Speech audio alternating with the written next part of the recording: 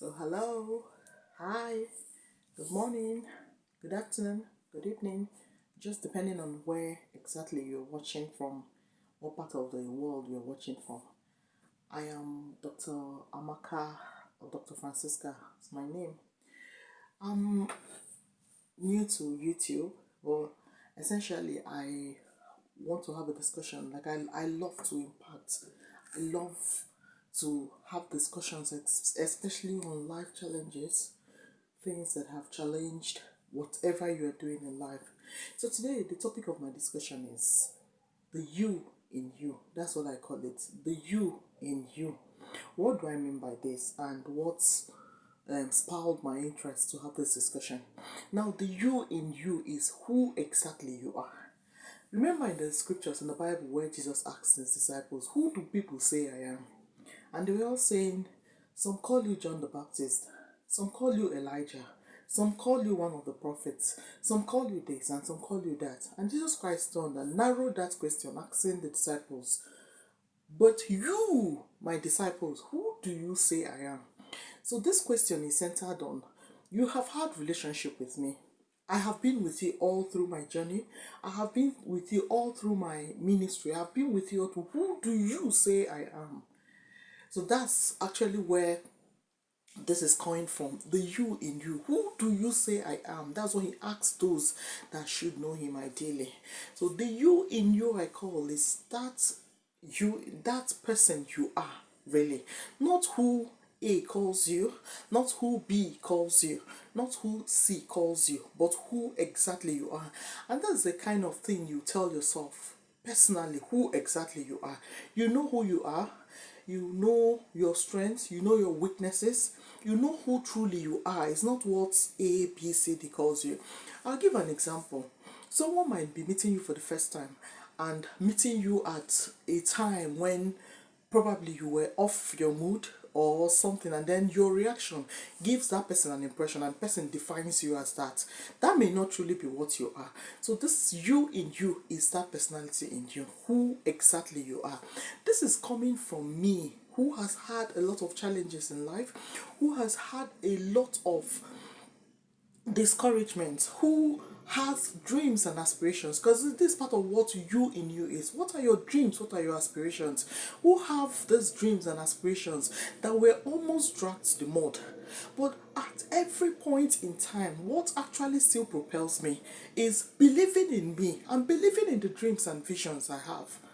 The zeal in me for whatever dream or vision I have, I didn't let it die down. I can cite examples, number of examples. Now, when I had my, like, I'm originally Nigerian, so I hail from Nigeria originally. So there's this exam called West African Examination Council that is taken at the end of your high school in Nigeria.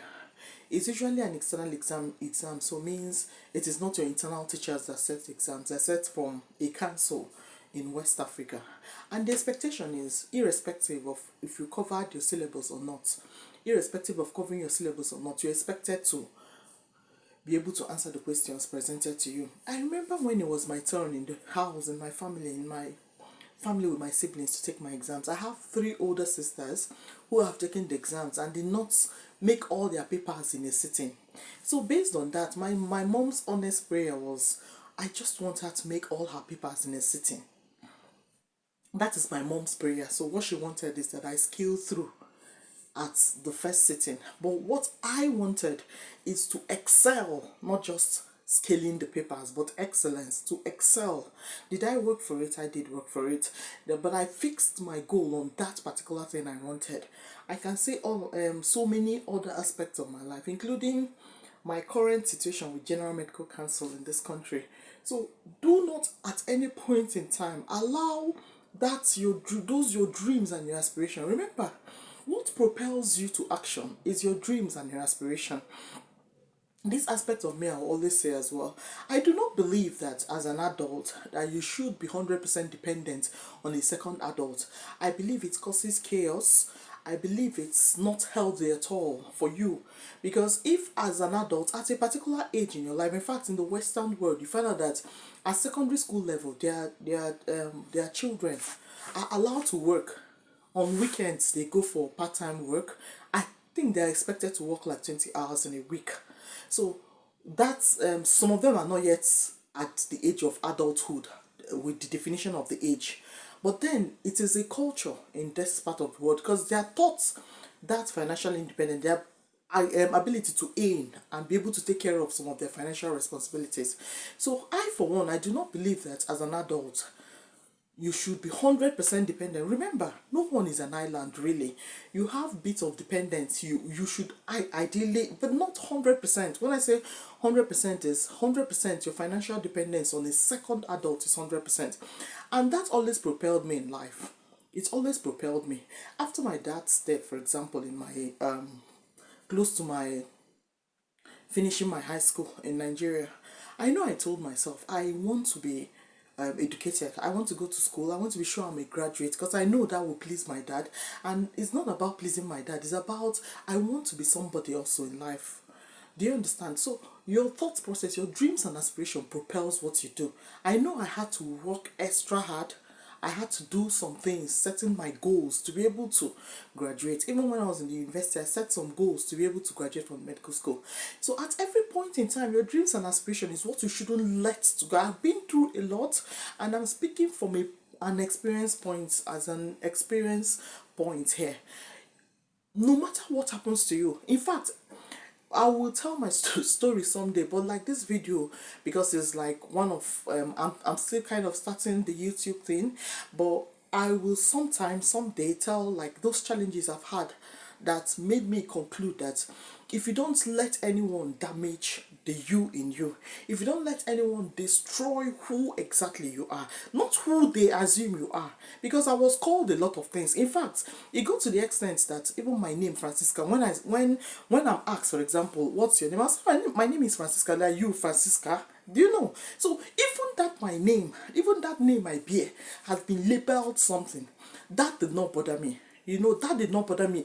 One's definition does not bother me. It's who I know I am. The qualities I know I have, the possibilities, things I know I'm able to do, things I know I'm able to achieve. But remember, even when you have those dreams and aspirations, even when you know of things you're able to do, you also need the enabling environment. Like in my own case, on several occasions, I will move into something and then it is halted just like that, just as part of the torments I received.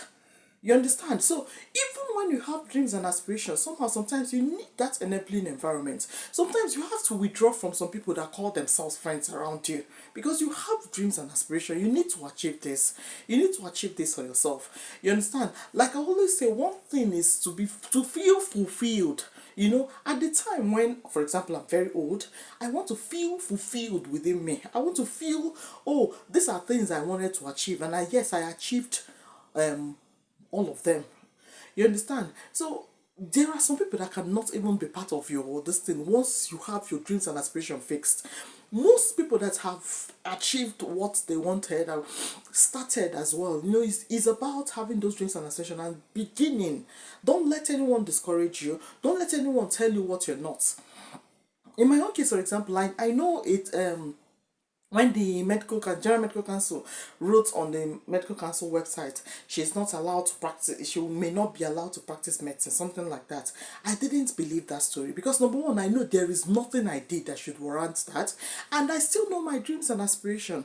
Also, those dreams and aspirations should also a very important part of it is the spiritual aspect of it. And this spiritual aspect I'm talking about, I know what I'm saying clearly. Because sometimes what is actually halting you is a spiritual thing. Someone might take your name to one of these fetish shrines and all that without your knowledge. And if you've not understood that aspect of spirituality and learn to pray along that line, you may not really be breaking through, even though you know you have those potentials in you, but you're not breaking through because there is an altar, there is an evil altar.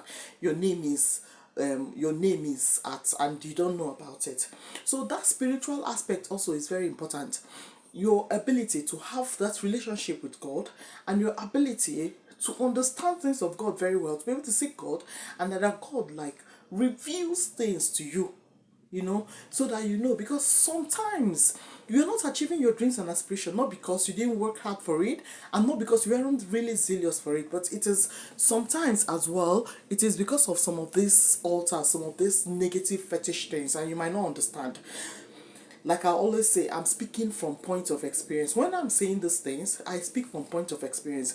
Even though I was a Christian, I was a Christian early enough, there are still some things about spirituality I didn't understand until later aspect of my life. So knowing about some things makes you pray along that line. For example, if you've understood that your name could be taken to an evil altar, that is actually affecting you, affecting your breaking through, affecting a lot of things, it's covering you. So when another person sees you, the person sees you as what you are not, and they label you as what you're not. In fact, I had that kind of experience. At a time, it actually made me get withdrawn, because somehow I needed to save my psyche, So, but the truth about it is that these things could also be as a result of evil covering. You know who you are, and then somehow those around you are seeing you as who you are not. And you keep wondering what's the problem. So that spiritual aspect is also very important. I will always say spiritual actually controls physical. There are some things that happen in the physical realm that as a result of like some spiritual things you might not really understand. So that is the more reason why it's very important. It's very, very important as well, that spiritual aspect of it. I hope this very short video is kind of, because I just want to make it as not too, I don't want to make it too lengthy for a start now. I mean, with time, there are some things that are really within my heart to discuss, and I believe that the impacts, like, we all get to learn from different experiences. You can, like, drop your comments if you, of course, I'm still very new. Please subscribe as much as possible, share, subscribe to the channel, and more is going to come. Thank you very much for stopping by and, like, for watching this this thing. Please drop your comments, your views, your opinions in the comment section, and until in my next video, thank you and bye.